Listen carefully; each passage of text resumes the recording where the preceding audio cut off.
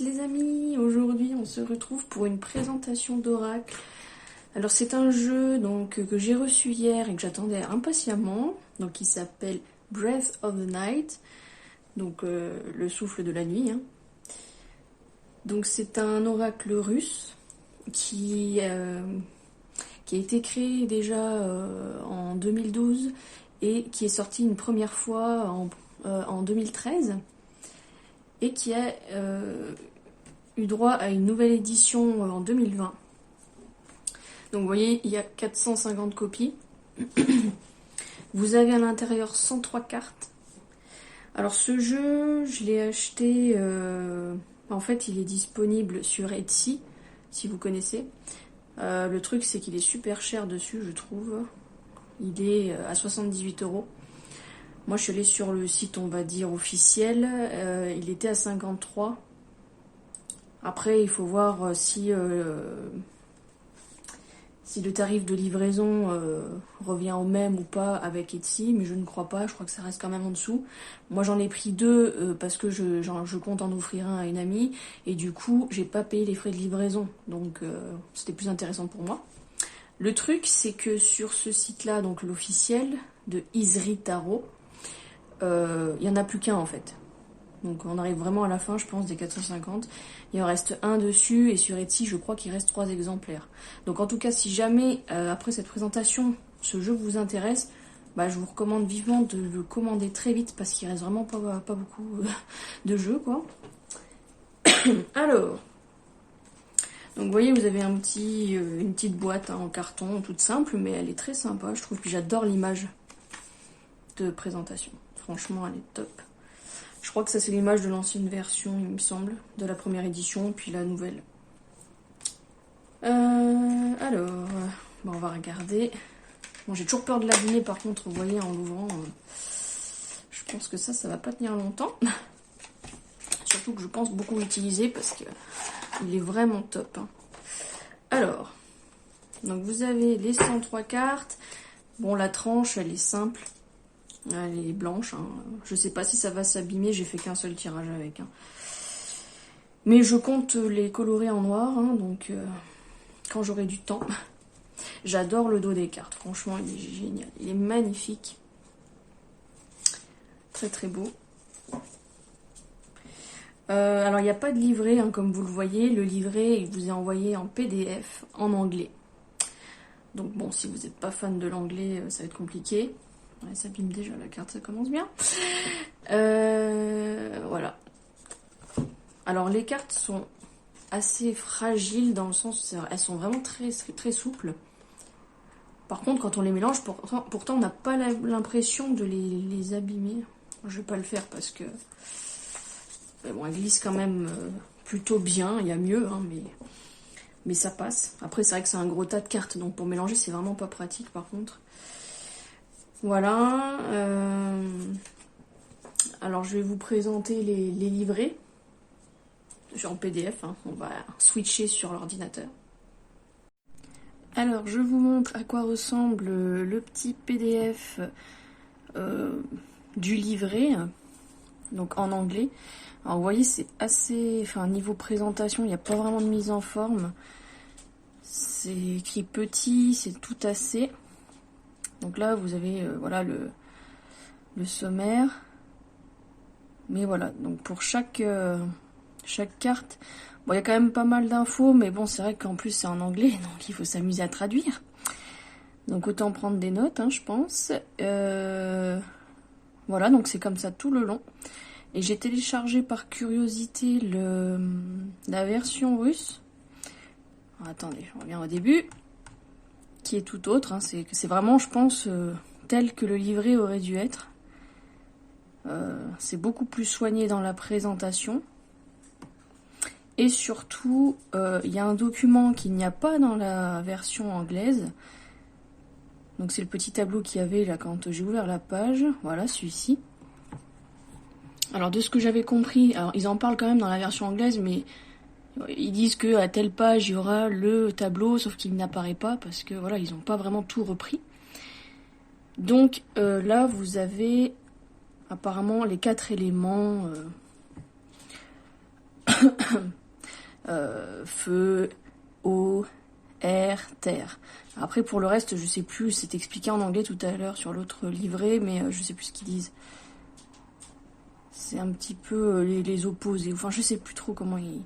Mais voilà, et toujours est-il que ce tableau n'apparaît pas du tout dans l'autre livret, donc j'ai envoyé un mail savoir s'ils n'avaient pas quand même fait ce tableau-là, mais en anglais, mais je ne pense pas. Sinon, il serait déjà dans l'autre livret. Mais j'ai quand même demandé, on sait jamais, peut-être qu'ils le feront un jour, ça va peut-être les pousser à le faire, justement. Mais ça serait bien. Voilà, et après, bon, vous voyez, c'est vraiment beaucoup mieux présenté, hein. Et je trouve dommage qu'ils aient pas repris la présentation, quoi. C'est quand même plus agréable à lire. Bon, alors je vous avoue, j'ai fait russe en 3e langue, hein, mais je me jetterai pas là-dedans, ce serait trop compliqué à comprendre. Je vais me cantonner à la version anglaise, mais qui est vraiment pas... qui donne vraiment pas envie... Enfin, je veux dire, à lire, c'est pas agréable du tout, quoi. Donc voilà, en guise de livret, vous aurez tout ceci. Donc, et ben maintenant, on va présenter les cartes hein, directement. On va rentrer dans le vif du sujet. Moi, j'aime bien ce genre de cartes, de jeux assez sombres. Parce que les jeux un peu trop lumineux, que j'appelle un petit peu cuculapraline, qui sont trop dans le développement personnel, moi, ça m'apporte pas des masses. Enfin, c'est pas ce que je recherche avec les cartes. Moi, j'ai besoin de réponses vraiment à des questions assez diverses, hein, que ça soit dans le domaine spirituel, dans la vie de tous les jours ou autre. Et je trouve que ce jeu, il peut être interprété dans tous ces thèmes-là, et c'est ça qui est intéressant. Il est vraiment... voilà, il touche à tout largement, quoi. C'est pas spécifique à quelque chose, et c'est ça que j'aime bien. Alors, de base, en fait, ils sont partis... Donc, c'est de Berenica, hein, le jeu. Vous voyez... ils sont partis sur le Normand classique. Donc vous avez les cartes du Le Normand qui sont représentées. Bon, vous avez aussi la carte du Joker hein, que vous pouvez associer au battleur hein, du tarot. Voilà. Alors, donc on a le cavalier. Alors je m'arrêterai des fois sur certaines cartes hein, pour vous expliquer un peu...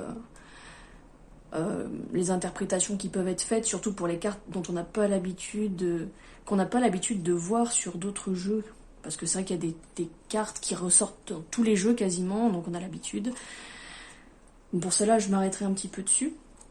Alors on a le trèfle, le bateau, la maison, que je trouve très belle, franchement, top.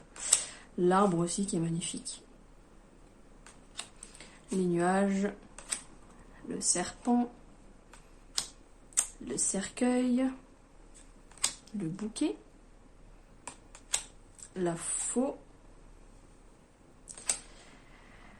le balai, mais comment il appelle déjà dans le normand, la verge,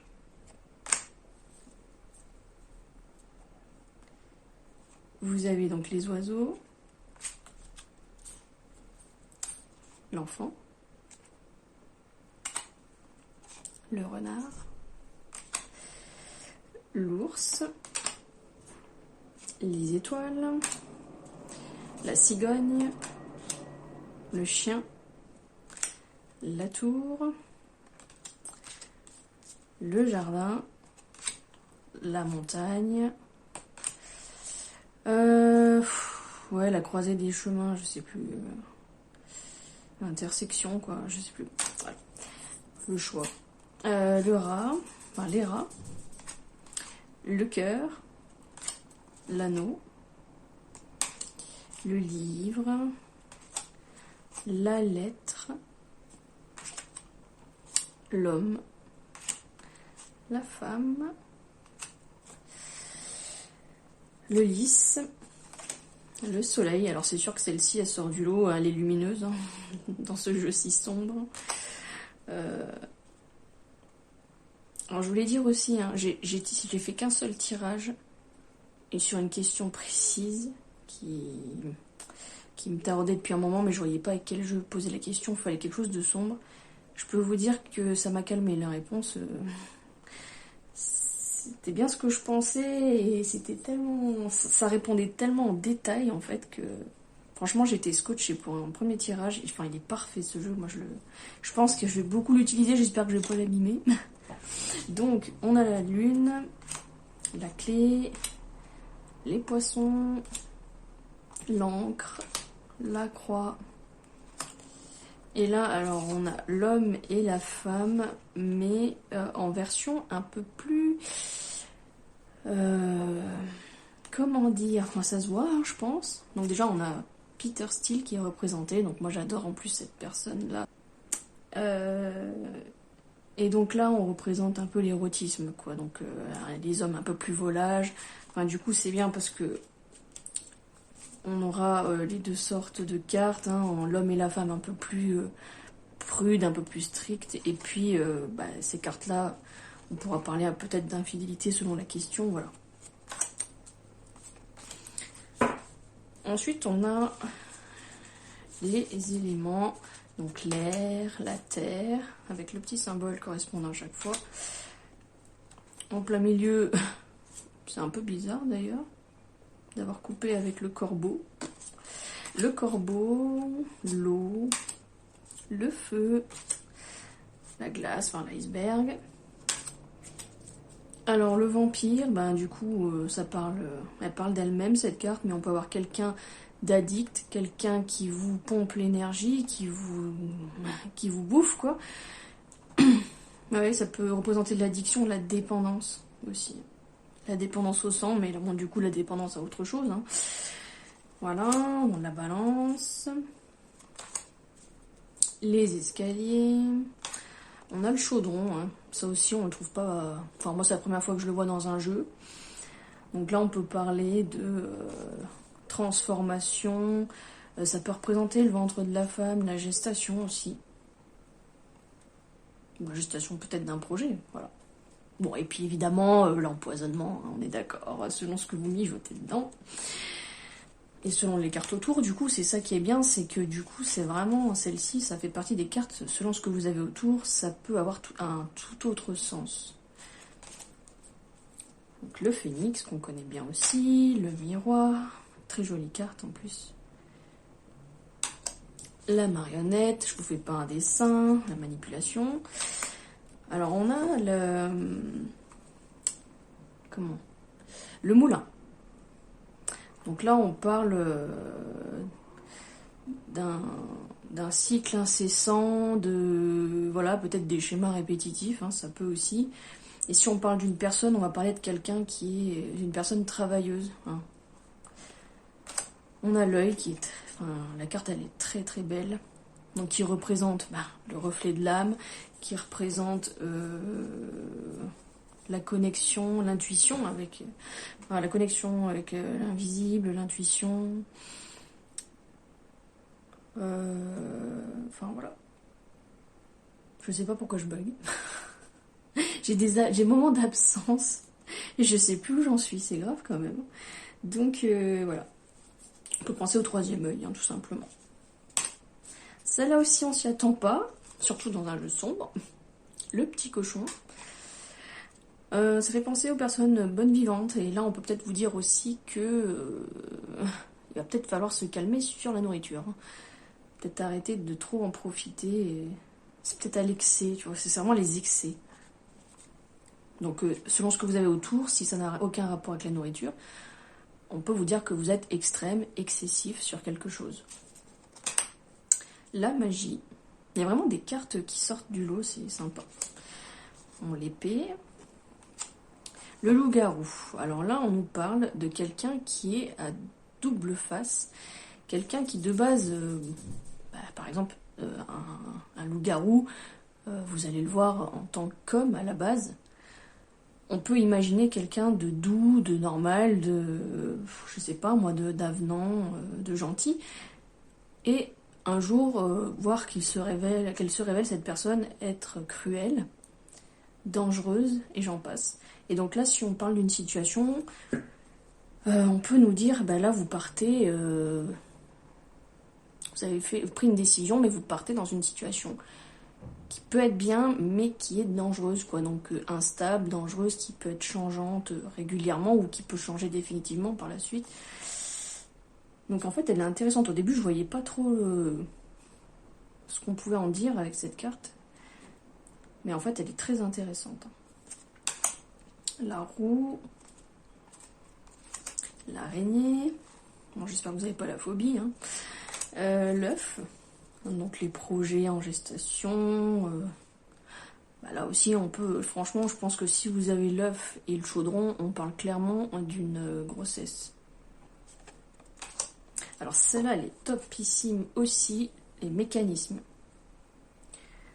On peut peut-être vous parler là de quelque chose qui est bien mis en place.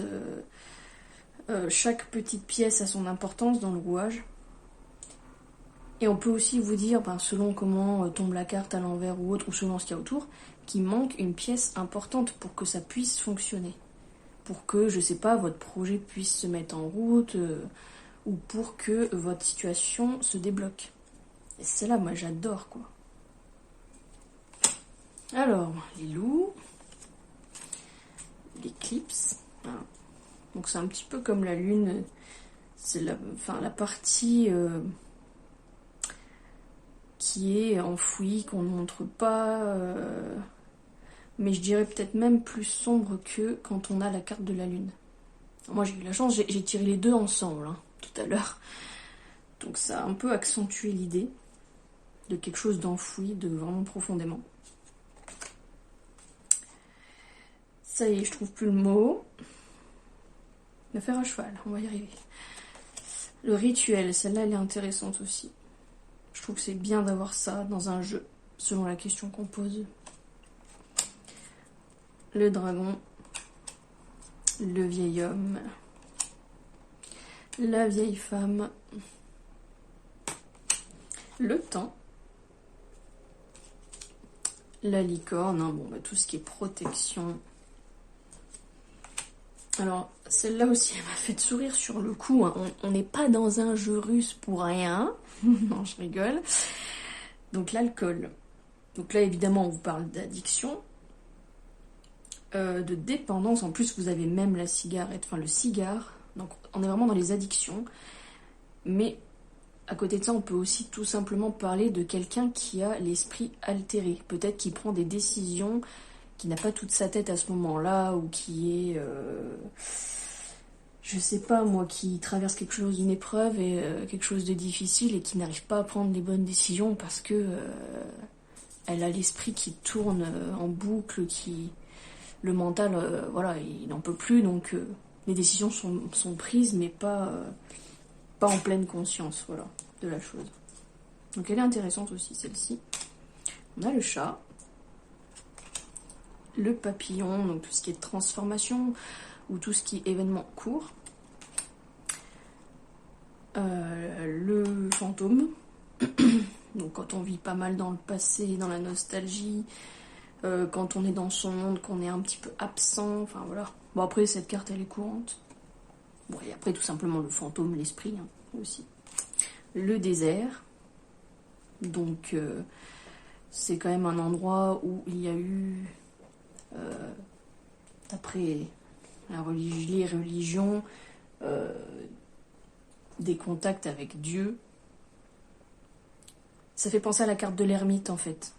On se perd, on se retranche seul et au milieu de rien, là pour le coup. Mais ça permet une meilleure connexion à soi et à ce qu'il y a au-dessus. Le clan, donc là on pense clairement aux ancêtres, à tout ça quoi.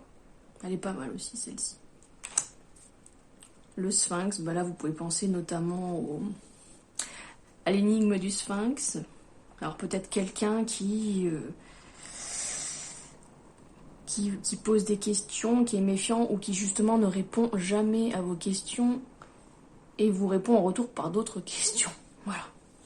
Notamment, après il y a d'autres interprétations évidemment avec le sphinx. La tortue, qu'on arrive aussi à trouver dans certains jeux, donc tout ce qui est ralentissement notamment. Le sabbat, j'adore l'image. Et c'est sympa d'avoir ça dans un jeu aussi. Donc tout ce qui est célébration, évidemment. La corne d'abondance, on ne la présente plus. Le pont. Donc on a le crapaud aussi. Carte des mystères, c'est pas mal ça aussi. Elle me fout des frissons cette carte, l'agneau. Parce qu'elle fait tout de suite penser au sacrifice. C'est l'animal qu'on va sacrifier. Aux dieux. C'est typiquement les personnes qui ont un cœur énorme, se sacrifient pour les autres, mais alors même que certains vont les écraser complètement. Ils n'auront aucun... J'en ai marre, je trouve pas mes mots, mais n'auront aucun égard envers cette personne, ne l'estimeront jamais à sa juste valeur, enfin on n'aura rien à faire, mais malgré tout cette personne va rester dans la bonté, dans l'amour pur, voilà. C'est vraiment l'innocence, quoi, l'innocence et le sacrifice associés, quoi. Elle est belle, mais elle est triste aussi cette carte, quoi. Enfin, moi, elle me fout carrément les boules. On a l'ombre. Et évidemment, le scarabée. Au final, il y a pas mal de symboles égyptiens, hein, si on regarde dans ce jeu, hein, entre l'espèce de pyramide pour les mystères, le sphinx, enfin, ouais, ça revient souvent. La flèche, les ténèbres, la poupée vaudou, je trouvais ça important de l'avoir aussi. Malheureusement, je l'ai tirée. Donc voilà. Mais voilà, là au moins on vous explique que vous n'avancez pas, vous êtes bloqué en fait dans vos projets, notamment parce que quelqu'un vous souhaite du mal et ça vous... Enfin... Ou peut-être que quelqu'un a fait un rituel contre vous et du coup, ben, vous êtes bloqué, quoi. On vous empêche vraiment d'avancer. La forge. Là, on parle clairement de créativité, en fait. De création. La girouette. Le boomerang, hein, qu'on retrouve dans l'oracle des miroirs. Alors celle-là, on la trouve... Enfin, moi, je l'ai jamais trouvée, hein. Nulle part, j'ai envie de dire. La quenouille. Donc c'est un symbole plutôt féminin. On parle d'intuition, notamment ici, mais surtout, on va parler de destinée, en fait. Hein. Ça représente, on va dire, les moires avec leur fil de la destinée, qu'elles peuvent couper à tout moment.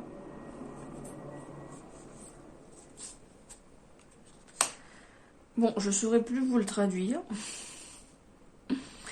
Une espèce de barque, quoi. Et alors que je me souvienne, là on parle de quelqu'un qui est dans le leadership, qui sait manager, qui a le contrôle sur ce qu'il fait. Voilà, c'est pas du tout la carte comme le bateau qu'on avait au début là dans le Normand. C'est encore autre chose. Le talisman, et ça aussi je suis contente qu'il y ait ça dans ce jeu. Donc pour la protection. On a le labyrinthe, la chauve-souris qu'on connaît aussi, le masque. Alors, ce que j'aime bien, c'est qu'il y a cette carte aussi. Il y a quand même beaucoup de cartes sombres, on est d'accord. On a, je dirais, l'homme sombre plutôt que l'homme noir, ça fait un peu bizarre dit en français. Là, c'est vraiment quelqu'un typiquement qui vous en veut, quoi, hein, qui vous déteste, qui vous souhaite du mal et j'en passe, qui a vraiment envie de vous voir vivre des échecs et j'en passe. Le magicien, le lotus et enfin la dernière carte qui n'a pas de numéro, le gardien de secret. Donc là, en fait, souvent, si vous posez une question, en fait, on va vous dire, vous n'êtes pas prêt à entendre la réponse. Et ça, franchement, je trouve ça top d'avoir ce genre de carte dans un jeu. C'est typiquement, on peut pas vous répondre, enfin, on a la réponse, mais on vous la donnera pas parce que vous n'êtes pas prêt encore à l'entendre. Il y a du travail à faire avant. Bon, après, on peut l'interpréter autrement. On peut parler de quelqu'un qui garde un secret, hein, évidemment. Donc voilà pour ce petit jeu. Alors, je vais essayer de vous montrer comment elle se mélange. D'accord. C'est vrai que ça accroche un petit peu. Il faut pas trop taper fort, quoi. On évite. J'ose tellement pas taper que voilà, j'en fous partout. Après, on va essayer avec un petit tas, voir. Ouais, en petit tas, ça passe mieux. Après, ils préconisent aussi, enfin, si vous le souhaitez, d'enlever les cartes du Le Normand. Mais moi, je préfère toutes les garder parce qu'elles ont toute leur importance. Et on peut vraiment avoir des significations variées. Non, sinon, elles glissent quand même bien, mais voilà. Faut vraiment pas y aller comme un gros bourrin. Et j'ai quand même bien hâte de colorer les tranches. J'ai vu que certains l'avaient justement fait en noir et ça rendait très très bien. Ça sera beaucoup plus sympa. Alors, j'espère que ça vous aura plu, que ça vous aura donné envie de la voir. Encore une fois, dépêchez-vous si c'est le cas, parce que je pense qu'en plus, avec les fêtes, ça risque de partir très vite. Mais sincèrement, c'est un jeu à avoir, je pense. Après, ils feront peut-être une autre édition. Hein. Parce que là, ils mettent année 2018. Alors, je comprends pas, puisque le jeu a été réédité en 2020. Donc, j'ai peut-être encore pris un jeu d'une édition précédente, au final. C'est peut-être la nouvelle, alors du coup, qui a sur Etsy, et celle-ci sur le site, c'était peut-être la précédente. Bon, je pense pas qu'il y ait eu de gros changements entre les deux, je ne pense pas. Voilà les amis, je vous dis à tout bientôt, peut-être pour une guidance cette fois du coup. Prenez soin de vous, et puis on se dit à tout vite. À bientôt.